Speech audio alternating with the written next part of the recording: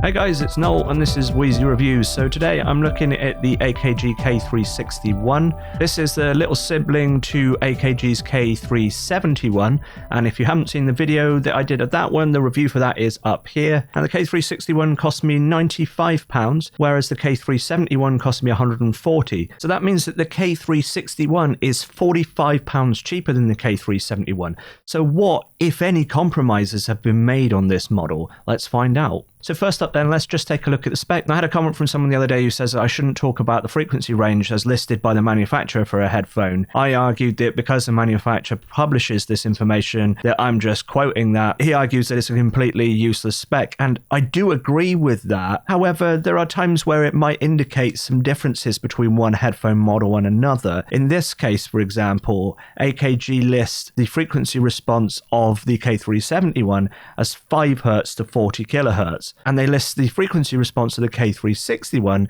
as 15 Hz to 28 kHz. Now, the important thing is that both of these headphones encompass the entire human hearing range, so it's kind of a pointless spec. However, the fact that they have listed one as 15 Hz to 28 kHz and the other as 5 to 40 suggests that maybe there's a difference in the driver, or it could just be purely marketing. And this is one of the reasons why I actually do mention this spec, even though it isn't a particularly useful spec. But I don't know, should I keep mentioning this specification, or should I skip it entirely? Let me know down in the comments. Regardless, just like the K371, we're looking at a 50mm driver with a 32 ohm impedance and 114 decibels sensitivity. That means that just like the K371, this is a super easy headphone to drive, and you can drive it off of pretty much anything. And with my O2, I haven't even got that turned up past 9 o'clock. Other thing to mention is these are 219 grams, which is quite a bit lighter than 255 grams of the K371. Now, appearance-wise, they look almost identical. So I'm going to switch over to the overhead camera. We'll talk about the build and we'll talk about the comfort, and then I'll circle back round to talk about the sound.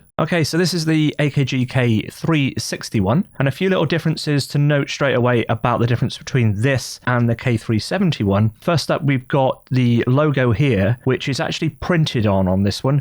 On the K371, it was a cut recess that was lined with a silver, metallic silver material, and the same goes for this AKG logo here. This is printed on the side instead of being cut and lined with a silver metallic material. The headband is slightly different to the K371. This is a soft touch plastic, whereas on the K371 it was kind of like a silicone material with a leather-like texture. The inside of the headband though is exactly the same. It's this silicone, squidgy silicone material, which is quite deep and quite comfortable actually, and this headphone is quite lightweight, so this headband is more than adequate for that. The yokes for the ear cups are made of plastic rather than the metal that you had on the K371, although they do adjust in the same way. I actually find that the adjuster on the K361 is actually a little bit stiffer than the one on the K371, which means that they don't adjust by themselves quite so easily, and that means it's easier to set them to a size and then they don't move by themselves at all. Now, just like the K371, they do fold up into the headband just like this, and again you would have to remove the cable in order to do so. And the K371 had a ratchet mechanism for this adjustment, and it would have lots of different levels of adjustment all the way around like so. But this one has sort of 3 steps. So you have all the way open, you have one click about halfway, so that's probably for single ear monitoring, and then you have another click when they're folded up. Ear cups have a bit of lateral movement from this pivot point like so, and they also have a little bit of vertical movement like so, just like on the K371, although I do think actually that the 361 has a little bit more movement than the 371. These appear to be the exact same ear pads as on the K371. They're nice and deep, they're nice and plush, they feel really soft, they're really quite comfortable. There's plenty of room in here for your ears. Now, a few people have mentioned that these ear pads on the K371 and the K361 are a bit sensitive to seal, and they may be a bit position dependent on your head. Now, I do wear glasses myself, and I don't notice a significant amount of seal loss at any time. However, when I am moving my head around, I do notice the seal gets broken from time to time, such as if I'm leaning back in my chair or leaning down or whatever. This is usually only a momentary loss of seal, and it only really happens when I'm moving my head around. Now, with regards to isolation, addition, I find that these do a pretty good job of blocking outside noise. They probably do a better job than the DT770 Pro. Now, someone asked on the video for the K371 what they were like for recording, so I did a little test with that, and I recorded some audio whilst I had some music playing on these, and I didn't really notice any bleed into the microphone until I was playing music on these at really uncomfortable levels, so I thought they did pretty good for that. At the back of the ear pads where they meet the cup, this is nice and smooth transition. Something that's different between this and the K371 is this has a polished edge, whereas the K371 didn't. So before I talk about this connector, let's take a look at what else you get with these headphones. So you get a 1.2 meter straight cable and you get a 3 meter straight cable. And these have a 3.5mm TRS connector with a screw-on 1/4" adapter, which is something that I always like to see. Now, a difference from the K371 is at the other end of this cable, the connector is a 2.5mm TRS, which also has a twist to lock feature in the same way as the Sennheiser HD598s and the Audio-Technica M50s and so on. So the connector just pushes in and then twists to lock into place so it can't be pulled out. Now, unfortunately, this twist to lock mechanism isn't compatible with the twist to lock mechanism on the HD598 and the Audio-Technica M50, for example. So this is the cable from the Audio-Technica M50X with its twist to lock feature. If I push this in, it will connect and it will work. However, the twist to lock feature doesn't work, which means that you can pull this out pretty easily. And when you compare both connectors side by side, there's a bit of a difference in size for the twist to lock mechanism, and there's also a bit of a difference in depth for where the twist to lock mechanism is placed on the connector. Now, it's possible that you can modify the Audio-Technica cables to fit. However, I've not tried, so I can't say for sure. Now, something that's missing from the K361 that you did get with the K371 was a coiled cable, and that's a bit disappointing. Now, just like the K371, you also get a carrying pouch. This is the same carrying pouch as the K371. It has this kind of plasticky feel to it, which some people think feels a bit cheap, but actually it feels like a very, very durable material. So people used to outdoorsy durable materials like this probably won't be fazed by that. The lining of the inside is this fleecy material. There's plenty of room in here for the headphones and the cables and whatnot. So this is really quite nice. So the K361 then has a design almost identical to the K371, although it has a much less premium feeling construction. It doesn't feel like a cheap headphone. Now, when it comes to comfort, I have no complaints whatsoever. I find this an incredibly comfortable headphone. And when it comes to its overall build, the one complaint that I do have is to do with the connector. I really wish they hadn't gone with a proprietary style connector for this one. It might have been nicer if they'd stuck to the Mini XLR the same as the K371, or if they'd used a twister lock that was compatible with Sennheiser and Audio-Technica. So far, the K361 and the K371 are very, very similar headphones. So let's talk about the sound, because this is where things differ very slightly, but they do differ. So I ran these through my usual list of reference tracks using the DT770 as a point of comparison and the HD6XX as a point of reference, as always. And I'll use the same two examples as I used with the K371 review.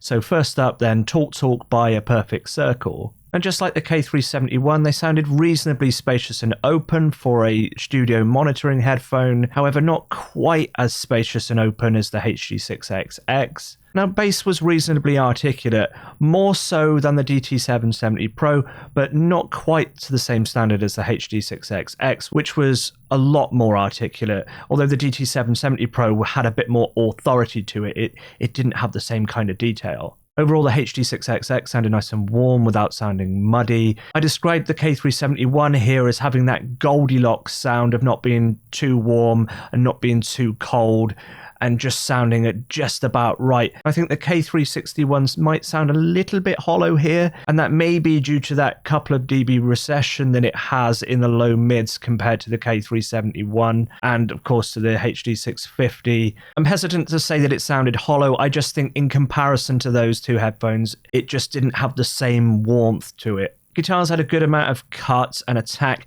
but they didn't quite have the same liveliness and energy as on the HD650, and perhaps not quite as I remembered it on the K371. I previously said that the HD6XX sounded really quite bright during the screaming guitar section at 3 minutes and 10 seconds, the reverberated guitar line, and I actually found that the K361 was just as bright as the HD6XX in this case. Now, in Polaris by Deadmau5, the intro to this sounds really nice and warm and sweet and relaxing on the HD6XX, kind of like being wrapped in a blanket, whereas on the K361 it lacked that warmth. However, what it didn't lack was clarity, and the DT770 notably had a lot less clarity than the K361. Now, both the HD6XX and the K361 produce this really cutting synth lead. It really cuts through the mix and has this sparkly brightness to it. However, on the HD650 and even the K371 from memory, it had a little bit more body to it.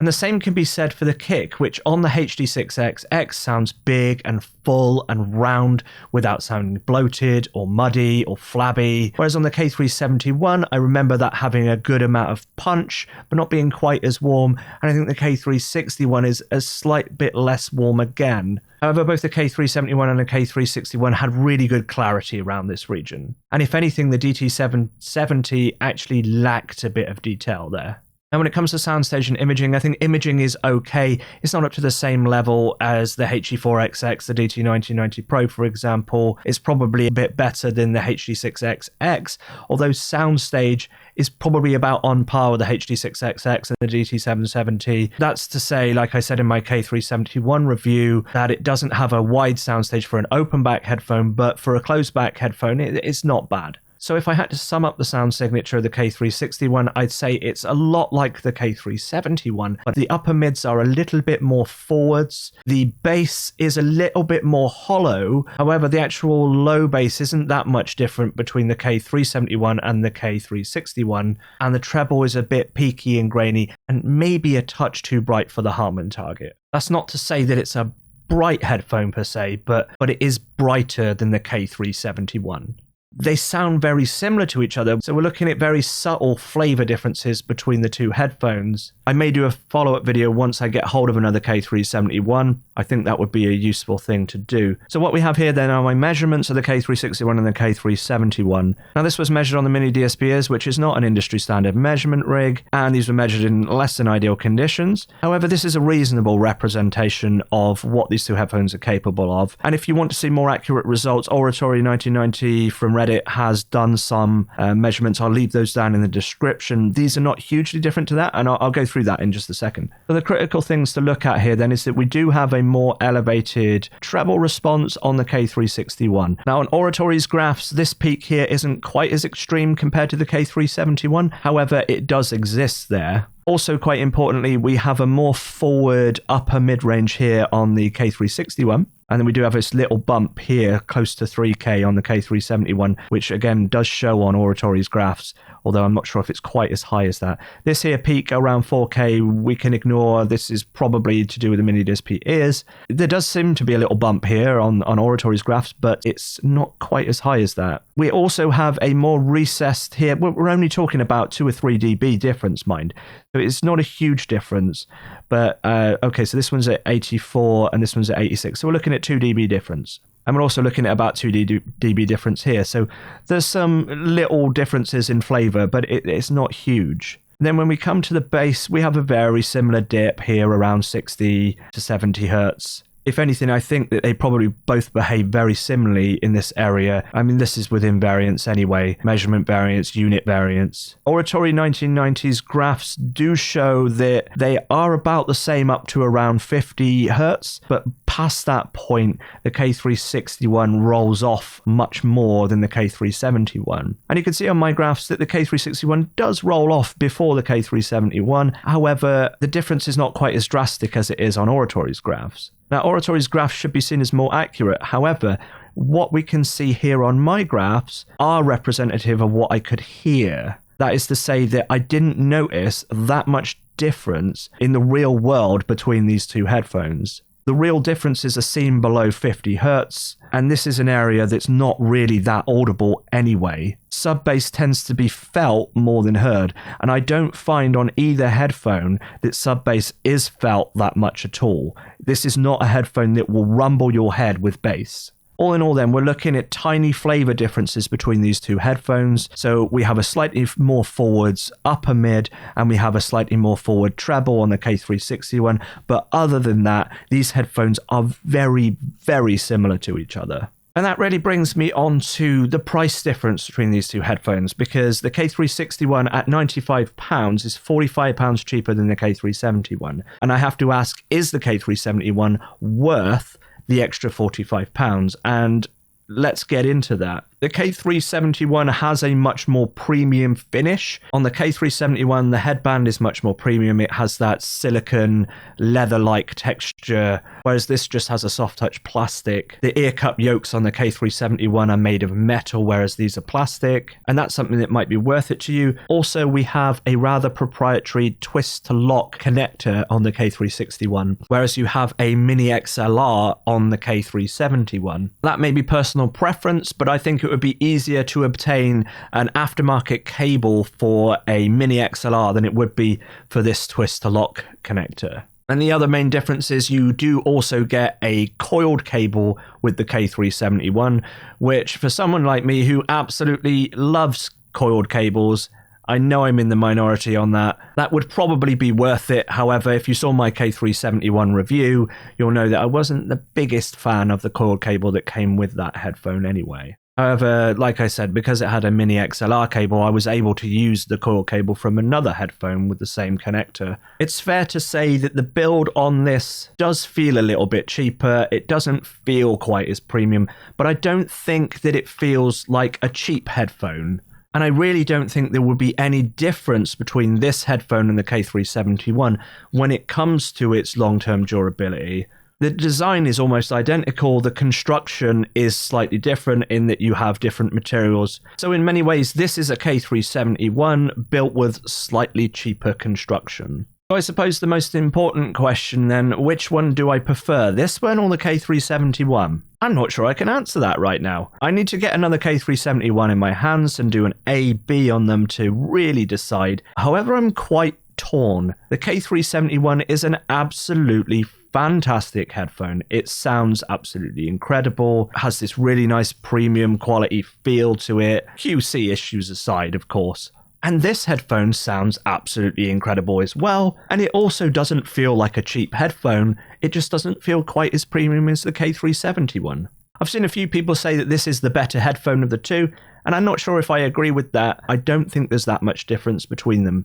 And you know what? I don't think I'm going to make the decision between the K361 and the K371. I'm just going to get both. But if I was forced to make the decision between the two, I would probably take the K371. The main reasons being the XLR connector, the more premium quality feel, and it's not quite as bright. However, if I was looking to save that extra £45, I don't think you could go wrong with this. One thing I am going to say for certain though is that with the introduction of the K371 and the K361, AKG have now cornered the market for the sub £150 space and the sub £100 space. If you're looking for a closed back headphone for less than £150 or £100, both of these headphones should be of serious consideration to you. Right, that's going to be it then. This is my review of the AKG K361. What do you think of this headphone? Let me know down in the comments. And if you like this video, give me the thumbs up, subscribe, share it with your friends, and all of that stuff. And as always, thank you so much for watching, and until next time, have a good one.